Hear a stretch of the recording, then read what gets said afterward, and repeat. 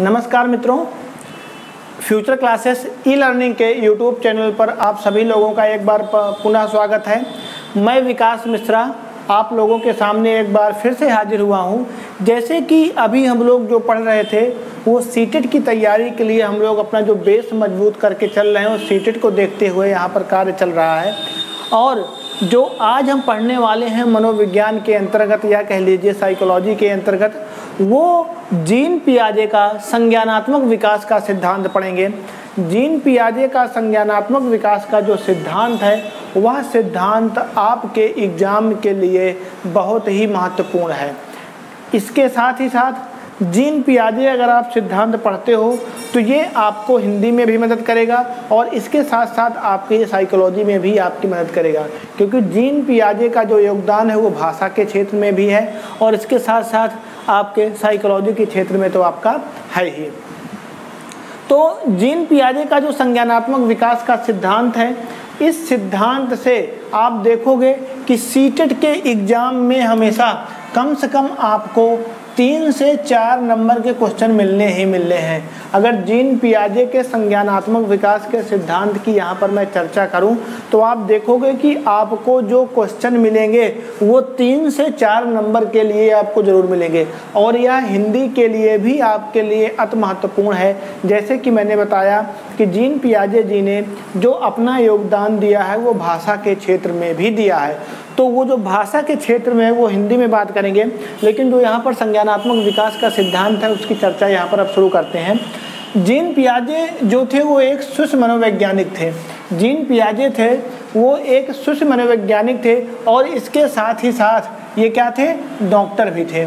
यानी जो जीन पियाजे थे यह एक स्विस मनोवैज्ञानिक थे। स्विस मनोवैज्ञानिक का अर्थ है कि स्विट्जरलैंड, यानी ये जो मनोवैज्ञानिक थे कहाँ के थे, स्विट्जरलैंड के थे।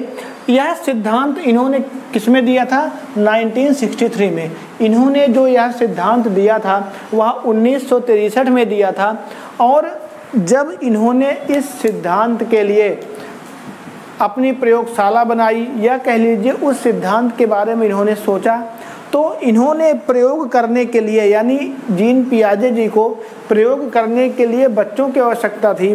तो कोई भी व्यक्ति होता है वो प्रयोग करने के लिए अपने बच्चे को नहीं देगा। तो जब इन्हें अंततः बच्चे नहीं मिले तो इन्होंने अपने स्वयं के बच्चों पर, जो इनके 3 बच्चे थे, उन स्वयं के बच्चों पर इन्होंने बहुत ही अच्छी प्रकार से अध्ययन किया और 16 वर्षों तक लगातार अध्ययन करने के पश्चात ही ये जो नियम और सिद्धांत इन्होंने बताए तो उसका जो नाम हुआ वह जीन पियाजे का संज्ञानात्मक विकास का सिद्धांत के नाम से आपका जाना जाता है। संज्ञान शब्द का जो अर्थ होता है, संज्ञान शब्द का अर्थ आपके ज्ञान से ही है। ज्ञान जो होता है वह एक संकुचित अर्थ में होता है और जो संज्ञान शब्द का प्रयोग किया जाता है वह आपके व्यापक अर्थ में किया जाता है। यानी ज्ञान शब्द का जो प्रयोग होता है वह संकुचित अर्थ में है, यानी छोटे अर्थ में, और जो संज्ञान शब्द का अर्थ का प्रयोग किया जाता है वह आपके व्यापक अर्थ में आपका प्रयोग किया जाता है। तो इन्होंने यह जो सिद्धांत दिया था वह कब दिया था, 1963 में दिया था। पियाजे के अनुसार जैसे जैसे बालक की आयु बढ़ती है, यानी इनका मानना था कि जैसे जैसे बालक की आयु बढ़ती है वैसे वैसे उसका कार्य क्षेत्र भी बढ़ता जाता है।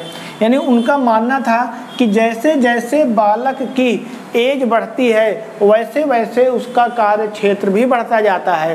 यानी जैसे जैसे बालक उम्र में ज़्यादा होता जाता है उसके जो कार्य क्षेत्र होता है, यानी उसका जो एरिया है वह विस्तृत होता जाता है, या कह लीजिए वह एरिया क्या होता जाता है, विस्तार में होता जाता है। पहले वो चीज़ों को, तथ्यों को नहीं समझता है, लेकिन जैसे जैसे उम्र बढ़ती है वह चीज़ों को भी समझता है और तथ्यों को भी समझने लगता है। जैसा कि आप जानते हैं कि बालक जो होता है वह शुरुआत में उसके अंदर समाजीकरण की भावना नहीं होती है, लेकिन जैसे जैसे उसकी उम्र बढ़ती है तो उसके अंदर जो है वो समाजीकरण की जो भावना है वह भावना धीरे धीरे उसके अंदर पनपने लगती है। बालक जो शुरुआत में होता है, आप देखते हो कि घर में अगर कोई सामान आता है तो बालक उस पूरे सामान को लेकर अपने जगह पर बैठ जाएगा। अगर 1 किलो आम बालक के पापा या उसकी माता या पिताजी या कोई भी लेके आता है तो बालक पूरे आम लेके बैठ जाएगा और कहेगा मैं सब खाऊंगा। अगर उसे पूरे आम आप नहीं दोगे तो वहीं पर रोने लग जाएगा या वहीं पर क्या करेगा, लौट जाता है। तो यानी उसको सामाजिकरण से कोई मतलब नहीं है, उसकी जो भूख और प्यास है वह उसी में संतुष्ट होता है। यानी उसे लगता है कि जो मुझे भूख लगी है या जो मुझे प्यास लगी है यह मेरे लिए ही है। यानी उसको दुनिया से कोई मतलब नहीं होता है। लेकिन जैसे जैसे उसकी उम्र बढ़ती है वह अपने भाई को भी पहचानता है, अपनी बहन को भी पहचानता है, अपने माता पिता के और करीब जाता है। ये जो सारी चीज़ें वहाँ पर मिलती हैं यह उम्र बढ़ने के साथ ही मिलती हैं। इसका मतलब यह हुआ कि जो उसका कार्य क्षेत्र, मैंने बताया कि कार्य क्षेत्र भी क्या होता है, बढ़ता जाता है। यानी जो कार्य का क्षेत्र होता है जीन पियाजे का, वह कार्य का क्षेत्र भी क्या होता है, बढ़ता जाता है और वह वैसे वैसे जटिल संप्रत्यय सीखता जाता है। यानी जैसे जैसे उसकी उम्र बढ़ती है वह जटिल संप्रत्ययों को सीखने लग जाता है। यानी जो चीज़ें उसके लिए शुरुआत में बहुत आसान उसे, यानी क्या है, जो चीज़ों के बारे में वह शुरुआत में जानता ही नहीं होता है, लेकिन जैसे जैसे उम्र बढ़ती है वह जटिल जो संप्रत्यय होते हैं उनके बारे में वह जानने लगता है। जैसा मैंने बताया कि अगर बालक है यानी छोटा बालक है, उससे आप कोई भी चीज़ या किसी भी वस्तु के बारे में चर्चा करोगे तो कहेगा हाँ मैं जानता हूँ। अगर बालक, छोटा सा बालक है 2 साल का है और 10 किलो का उसे वजन दे दो और वहीं पर रख दो, उससे आप पूछोगे कि 10 किलो उठा लोगे, कहेगा हाँ उठा लूँगा मैं। यानी क्या कहेगा कि 10 किलो वजन उठा लूँगा। उसे 10 किलो होता कितना है, यानी उसका वेट जो है उठाने में वो कितना वजन होगा, वो अवधारणात्मक ज्ञान जो होता है वो बालक के अंदर बिल्कुल भी उस समय मौजूद नहीं होता है। तो उस अवधारणात्मक ज्ञान की जो पुष्टि होती है बालक में, या जो वो अवधारणात्मक ज्ञान को समझता है, वो जटिल संप्रत्यय होता है। वह संप्रत्यय कब सीखता है, जैसे जैसे उसकी आयु बढ़ती जाती है वह जटिल संप्रत्यय भी बालक क्या करता है, धीरे धीरे सीखता जाता है।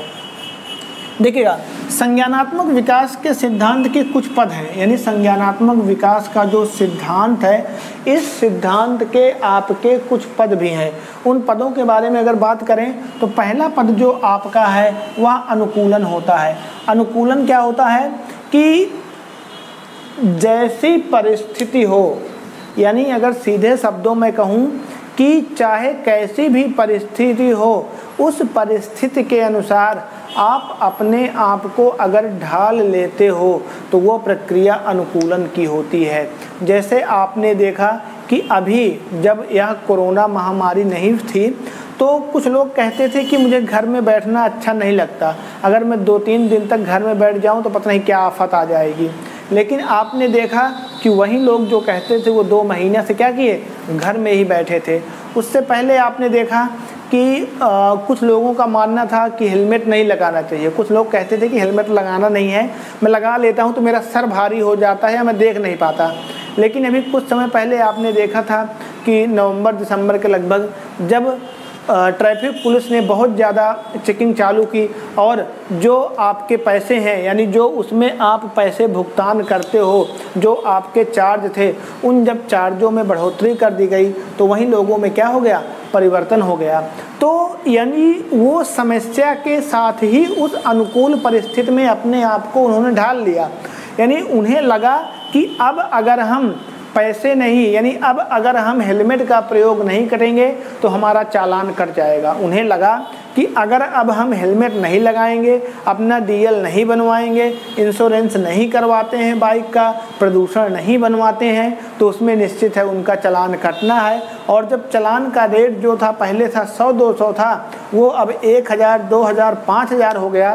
तो उस परिस्थिति में यानी वह व्यक्ति भी जो कभी कहता था कि मैं हेलमेट नहीं लगा पाऊंगा, वह व्यक्ति भी हेलमेट लगाने के लिए तैयार हो गया। तो उसने क्या किया कि उस परिस्थिति में अपने आप को उसने ढाल लिया है। यानी जैसी परिस्थिति थी उस परिस्थिति के अनुसार ही उसने अपने आप को क्या किया, ढाल लिया।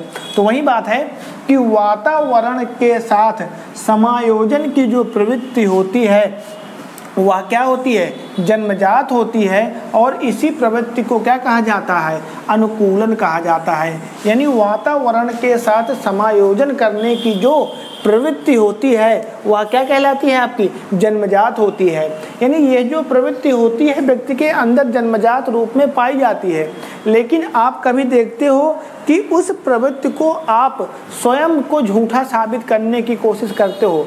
आपके मन में तो होता है, लेकिन आप एक दिखावा करते हो कि मुझे ये चीज़ पसंद नहीं है, मुझे वो चीज़ पसंद नहीं है, मैं ये नहीं करना चाहता।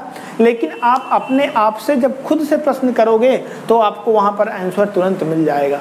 तो वही बात की गई है कि वातावरण के साथ समायोजन की जो प्रवृत्ति होती है वो कहाँ होती है, जन्मजात होती है। यानी वातावरण के साथ जो समायोजन की प्रवृत्ति होती है वह प्रवृत्ति जो होती है वह क्या होती है, यहाँ पर जन्मजात प्रवृत्ति होती है। तो बालक जो समायोजन की प्रवृत्ति होती है वो कहाँ होती है, जन्मजात होती है। और इसी प्रवृत्ति को क्या कहा जाता है, अनुकूलन कहा जाता है। और यह जो अनुकूलन होता है कितने प्रकार का होता है, 2 प्रकार का होता है।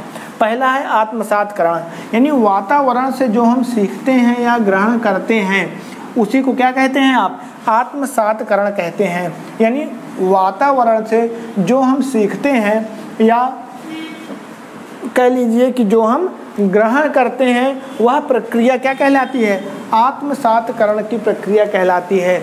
जैसे यहाँ पर अगर उदाहरण दिया जाए आग का, तो देखिएगा अगर एक बालिका है अपने, वह छोटी बालिका जो है या कह लीजिए छोटा जो शिशु है वह अपनी माता जी के साथ, यानी उसकी माता जी खाना बना रही हैं और बालिका वहीं पर क्या की है कि किचन में बैठी हुई है। उसकी माता जी हो सकता है सब्जी काटने में या कुछ काम करने में बिजी हो गई हैं वहीं पर।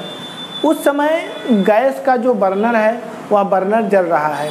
अब उसने क्या किया कि उस बर्नर को उस लड़की ने या उस शिशु ने क्या किया, उसको छू लिया। और जब उस बर्नर को उसने छुआ तो उसे एहसास हुआ कि बर्नर को छूने के बाद जो पहले मेरी कंडीशन थी अब उसमें, उस दशा में या उस कंडीशन में बदलाव आ गया है। यानी मेरे हाथ जो हैं या कह लीजिए जो उंगली है वह जलने लगी है।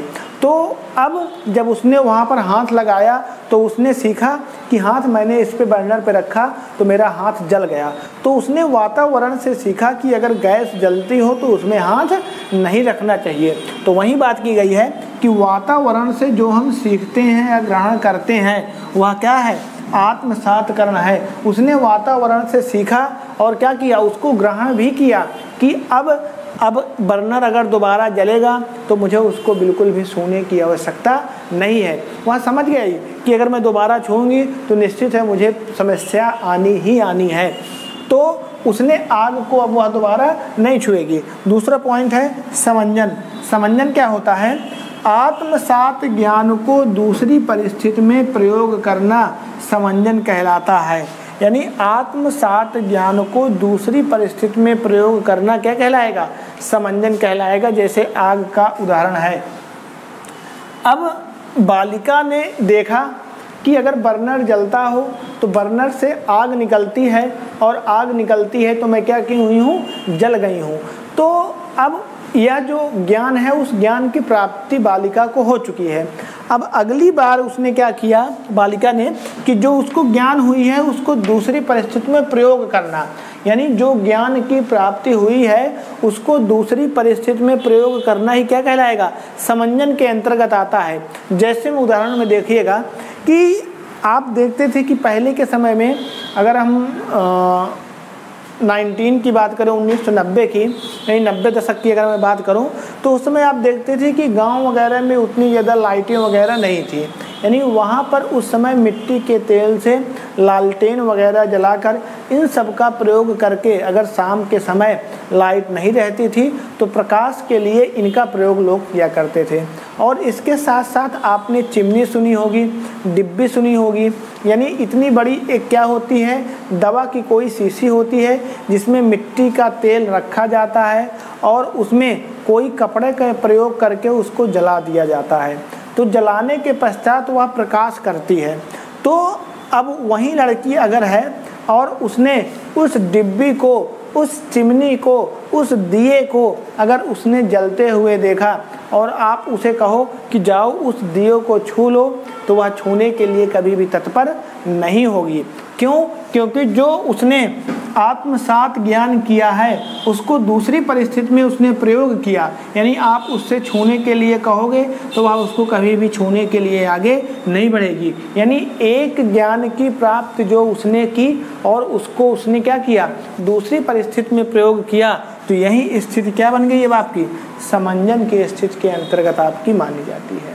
तो मुझे लगता है कि ये कॉन्सेप्ट आपको बिल्कुल क्लियर हो गया होगा, और अगर नहीं भी हुआ है तो आप हमारे कमेंट बॉक्स में जाकर कमेंट कर सकते हैं, मैं इसको आपको दोबारा से बताऊंगा। लेकिन यह सिद्धांत जो जीन पियाजे का संज्ञानात्मक विकास का सिद्धांत है, यह सिद्धांत आपका बहुत ही महत्वपूर्ण सिद्धांत है और इसमें आपको 3 से 4 नंबर निश्चित आने ही आने हैं। दूसरी चीज़ मैंने बताया कि हमने पहली चीज़ जो देखी कि पहला अनुकूलन था, और अनुकूलन के 2 भेद आपने पढ़े, आत्मसातकरण और समंजन, और उसी का अगला पार्ट है स्कीमा। स्कीमा क्या होता है कि छोटे छोटे बच्चे जो क्रियाएं करते हैं वह उनके संज्ञान से जुड़ी रहती हैं, उन्हीं क्या कहते हैं, स्कीमा कहते हैं। यानी जो छोटे छोटे बच्चे जो क्रियाकलाप करते हैं वह किससे जुड़ी होती हैं, उनके संज्ञान से जुड़ी होती हैं या उनके ज्ञान से जुड़ी होती हैं, और इन्हीं को जीन पियाजे जिन्होंने नाम दिया, वह क्या नाम दिया, स्कीमा के नाम से आपके जाना जाता है। यानी वो जो चीज़ आप उन्होंने बताई वह किसके नाम से आपका जाना जाता है, स्कीमा के नाम से आपका जाना जाता है।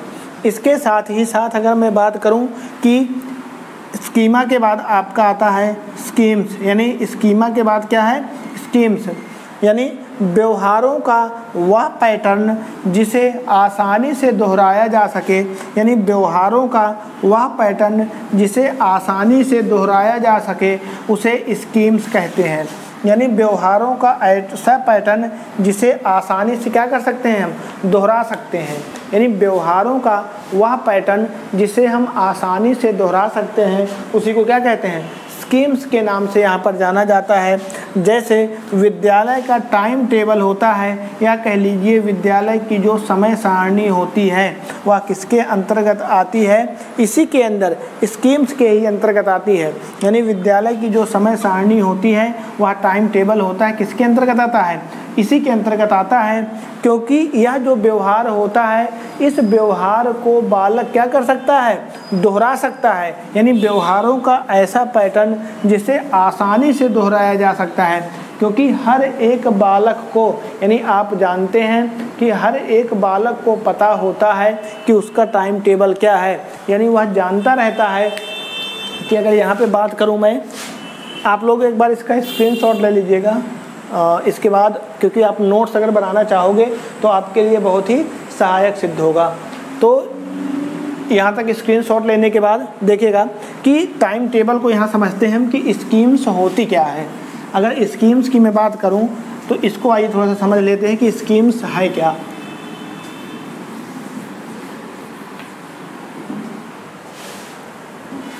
देखिएगा, व्यवहारों का वह पैटर्न जिसे आसानी से दोहराया जा सके उसे क्या कहते हैं, स्कीम्स के नाम से जाना जाता है। जैसे आपको पता है कि पहला पीरियड जब स्टार्ट होता है तो उसमें क्या होता है, हिंदी पढ़ना है। दूसरे लेक्चर में आपको जो पढ़ना है वह क्या है, गणित है। तीसरे में आपको जो पढ़ना है सामाजिक अध्ययन पढ़ना है। चौथे में जो आपको पढ़ना है वो संस्कृत।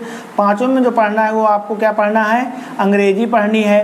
तो इस तरह से आपके विषय निर्धारित होते हैं कि किस पीरियड में आपको कौन से काम करने हैं। तो क्या इस पैटर्न के लिए शिक्षक डेली बताता है क्या आपको, नहीं ना। आप खुद ही जब विद्यालय से घर जाते हो तो दूसरे दिन विद्यालय आने से पूर्व आप अपना बैग खुद ही फिर तैयार कर लेते हो और उसमें जो बुक्स होती हैं उन बुक्स को आप खुद ही रखते हो।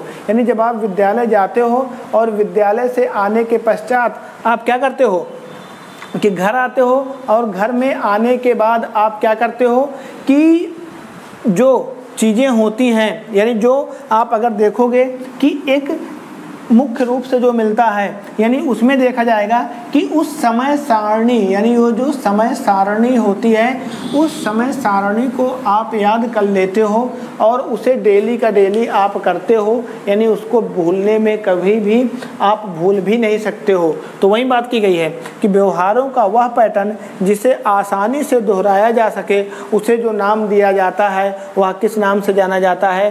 स्कीम्स के नाम से कहते हैं, या उसी को क्या कहते हैं? स्कीम्स कहते हैं।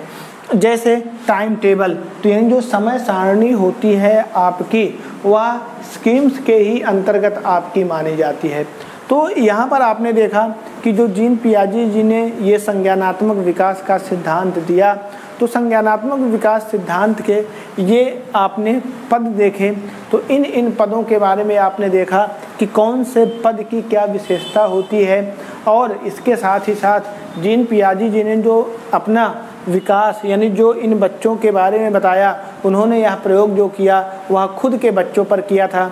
और लास्ट जो पॉइंट है आपका विकेंद्रीकरण है। तो विकेंद्रण क्या होता है, आइए देखेंगे इसी को, विकेंद्रण क्या होता है। चलेगा, देखिएगा इसी का ये पार्ट है, लास्ट है विकेंद्रण।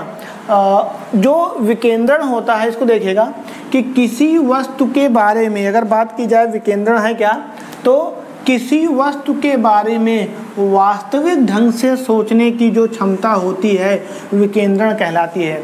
यानी किसी वस्तु के बारे में वास्तविक ढंग से, एक होता है वास्तविक ढंग से सोचना और एक होता है काल्पनिक ढंग से सोचना। क्या होता है? एक होता है वास्तविक ढंग से सोचना और एक होता है काल्पनिक ढंग से सोचना। तो काल्पनिक ढंग से सोचने का मतलब क्या होता है कि जो आप कल्पनाएं करते हो, यानी कल्पनाओं क्या होती हैं कि कल्पनाएं आपकी वह वास्तविक भी हो सकती हैं और इसके साथ साथ अवास्तविक भी हो सकती हैं। अब कल्पना क्या करते हैं कि जैसे हम देखते हैं कि ऊपर से अगर प्लेन जा रहा है, ऊपर से हमने क्या देखा कि अगर प्लेन जा रहा है, हेलीकॉप्टर जा रहा है, तो हम देखते हैं कि हेलीकॉप्टर जा रहा है। अब वहाँ पे हम क्या सोचते क्या हैं कि यार ये जो हेलीकॉप्टर जा रहा है अच्छा ऐसे जा रहा है, ऐसा हो कि नीचे चलाए। सोचते हम क्या है कि नीचे चलाएं, लोग भी नीचे आ जाएं, फिर सब लोगों के जो पैसे वगैरह हैं हम क्या करें, ले लें। या आप दूसरी ढंग से क्या सोचते हो कि हेलीकॉप्टर जो जा रहा है अगर मैं इसका पायलट होता तो कितना अच्छा होता, मैं भी इस चीज़ को उड़ाता, मैं इसी के साथ घूमता। यानी अब आप अपना क्या कर रहे हो, कल्पना कर रहे हो। यानी ये क्या कर रहे हो, कल्पना कर रहे हो। तो ये जो सोच है आपकी, यह क्या है, काल्पनिक ढंग की सोच है। लेकिन इनका क्या मानना है जीन पियाजे जी का कि विकेंद्रण की जो परिस्थिति बनती है कि किसी वस्तु के बारे में जो वास्तविक ढंग से सोचने की क्षमता होती है वही क्या कहलाएगी, विकेंद्रण। वास्तविक ढंग से जो सोचने की क्षमता है, यानी आप एक निश्चितता के बारे में सोचते हो। निश्चितता का अर्थ होता है कि पता चला कि आपका जैसे एग्ज़ाम सीटेट का है, यानी सीटेट का एग्ज़ाम जो है 5 जुलाई को आपका प्रस्तावित है, 5 जुलाई को अभी क्या है, प्रस्तावित है। अब इसके बारे में आप जो सोच रहे हो कि मैं कैसे पढ़ाई करूं, साइकोलॉजी को कैसे पढ़ूं मैं कि मुझे 30 में से कम 27-28 नंबर मिल जाए, हिंदी को कैसे पढ़ूं कि मुझे 30 में से 25 इतने नंबर मिल जाएं। यानी जो वास्तविक ढंग से आप ये सोच रहे हो, यह जो आपका सोचना है यह वास्तविक ढंग से सोचने के अंतर्गत आपका माना जाएगा। और इसकी जो क्षमता होती है, ये क्षमता क्या है, विकेंद्रण कहलाती है। तो मुझे उम्मीद है कि आपको सारे पॉइंट्स समझ में आ गए होंगे। और अब हम जो देखेंगे संज्ञानात्मक विकास की अवस्थाएं। संज्ञानात्मक विकास की जो अवस्थाएं हैं, जीन पियाजे जी ने 4 अवस्थाएं बताई हैं। यह जो हम देखेंगे वो नेक्स्ट वीडियो में देखेंगे। अभी के लिए इतना ही। अब हम आप लोगों से मिलेंगे नेक्स्ट वीडियो में। धन्यवाद, नमस्कार।